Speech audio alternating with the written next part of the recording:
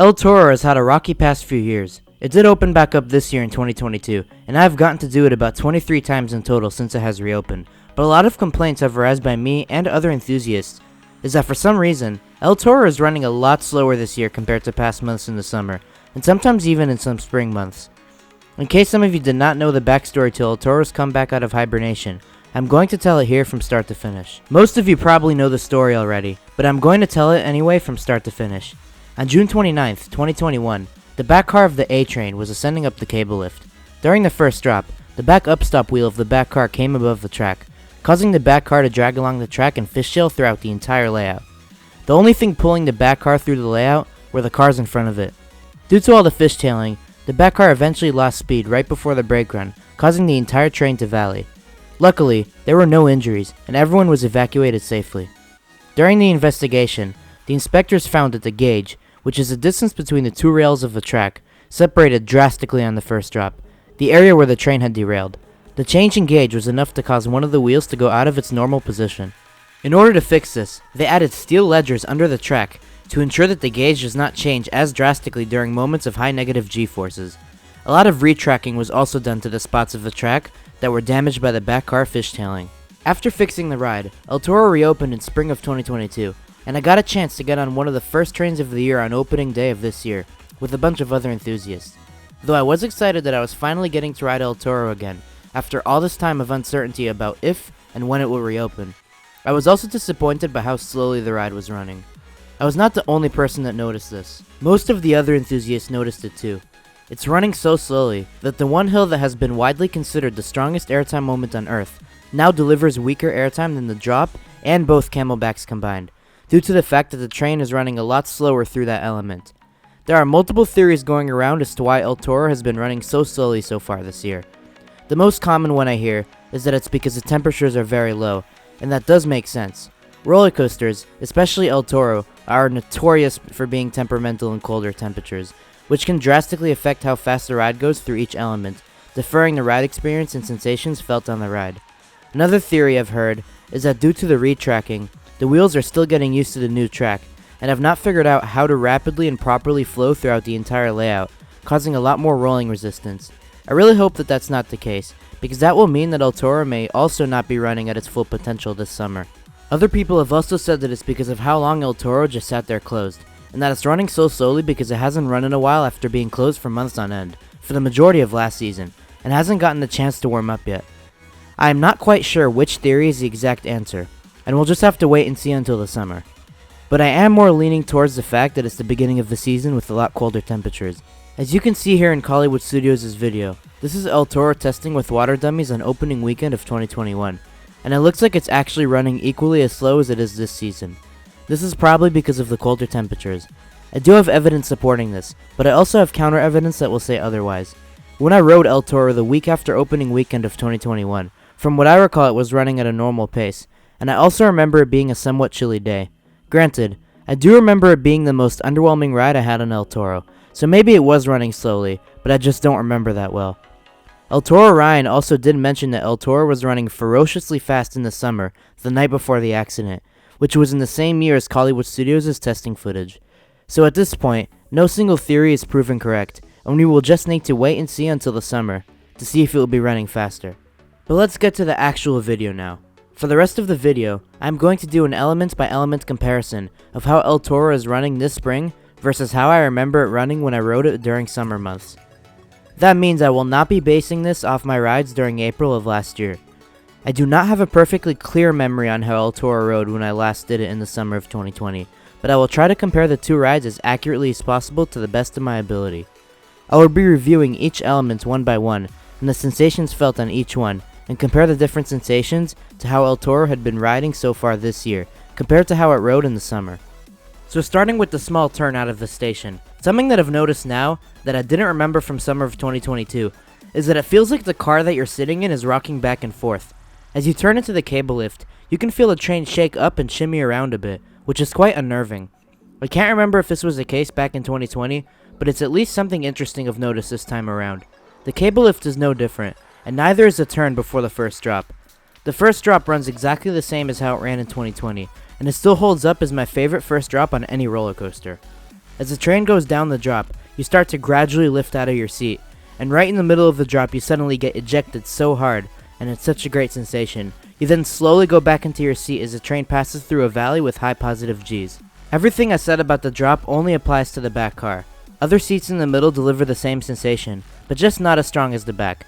In the front, however, you get nothing on the drop, which is a real dud if you ask me. But in the front row, you are going to get stronger positive Gs on the valley after the drop. The only difference I've noticed with the first drop in 2022 compared to 2020 was the stomach dropping factor. In 2020, I got this absolutely insane stomach dropping feeling as I was being ejected down the drop. But this time around in 2022, I didn't get it at all. I don't know if that's something with the ride, or if it has something to do with how my bodily organs are reacting to different forces, but that was quite interesting to me. In the valley after the drop, you can feel some movement in the track as you're being pushed into your seat at full force. It's nothing rough or annoying by any means, but the slight rattle in the track is noticeable. The first Camelback has not changed at all since I rode it in the summer of 2020. In the front cars, you will suddenly and violently get bursted out of your seat as the train hits the top of the Camelback. That also means that you will also get violently bursted back into your seat on the descent. In the back car, you will stay in your seat all the way until you reach the top, and then you will get strong flagector airtime on the descent that will cause you to stand up. In the middle cars, it is a great mix of both sensations, which makes this element best in the middle row if you ask me. Something I want to mention is that I'm someone who usually doesn't like to put my hands up and yell on a roller coaster, but I just can't help doing that on El Toro. During the first drop and on the Camelbacks, I find myself yelling out of pleasure and putting my hands up just because of how much fun I have on those elements. I don't even find myself doing that on my number 1 roller coaster for crying out loud. Anyways, everything I said about the first Camelback will apply to the second one too, and will also apply to my rides in the summer of 2020. After the second Camelback is when I start to notice the difference between how El Toro is running this season versus in the summer of 2020.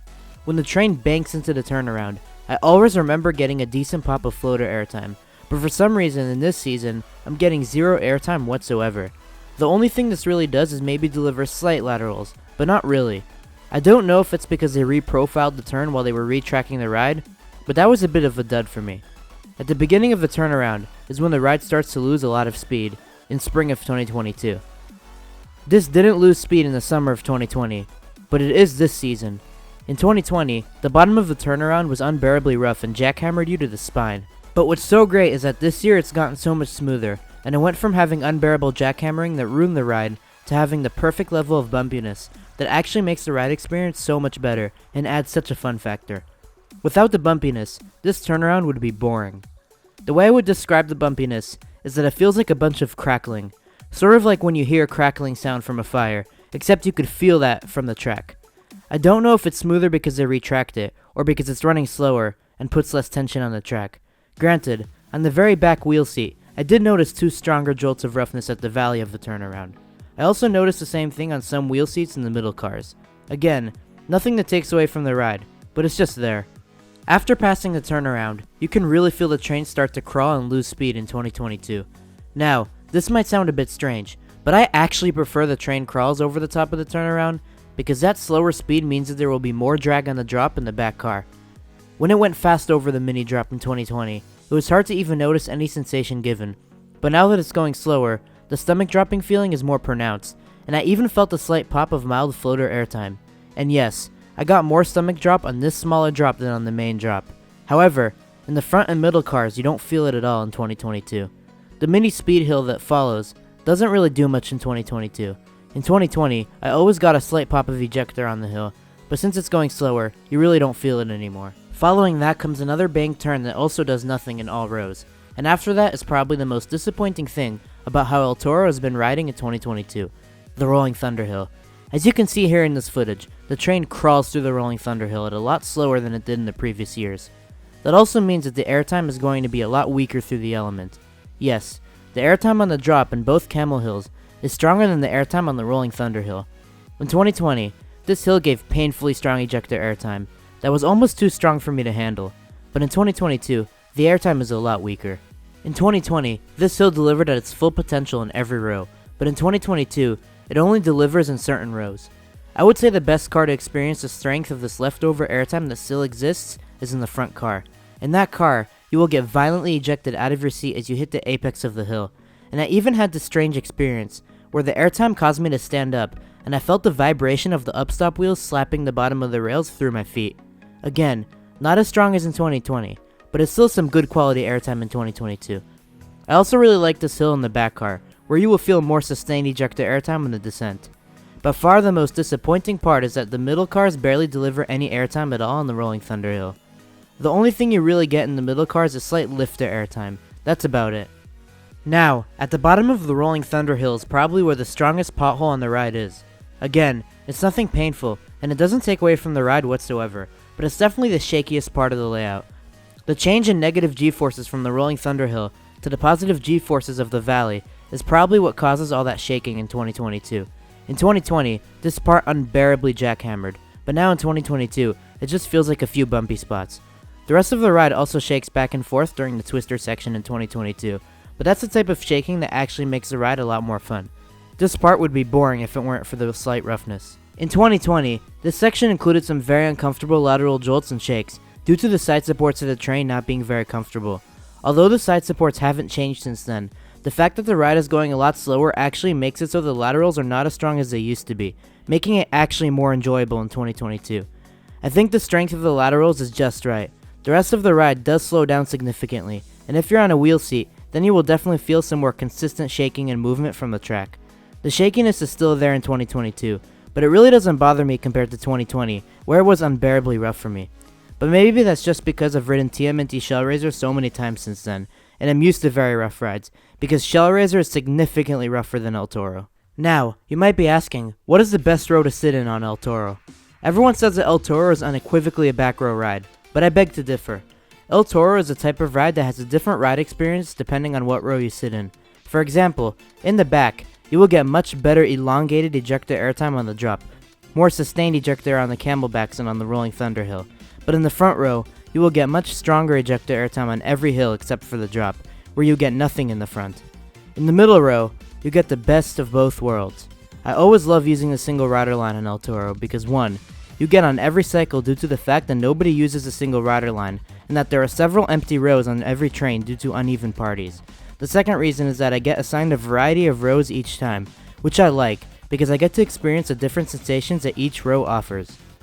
Overall, El Toro's bumpiness in 2022 gives it the classic vintage bumpiness that makes the ride give off this fantastic wooden coaster vibe. In 2020, the roughness was unbearable and made the ride worse. So which version of El Toro do I like better? This spring of 2022, or last time I rode it in summer of 2020? Honestly, I prefer El Toro in 2022. The biggest reason for that is mainly because of it being much smoother. I do wish the Rolling Thunder hill still had the amount of airtime it did in the summer of 2020, but the decrease in roughness and the perfectly bumpy ride experience makes El Toro a lot more enjoyable this year. My only downside with this ride is that it only has 4 standout moments. The first drop, the camelbacks, and sometimes the Rolling Thunder hill depending on whether the ride is warmed up or not.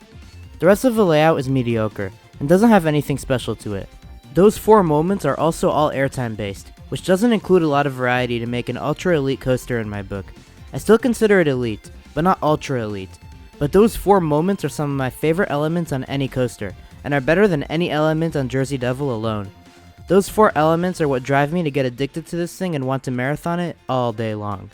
I hope that me reviewing the differences between each element made sense to you, and gave all of you a sense of how El Toro is running this year compared to how it was running in other years.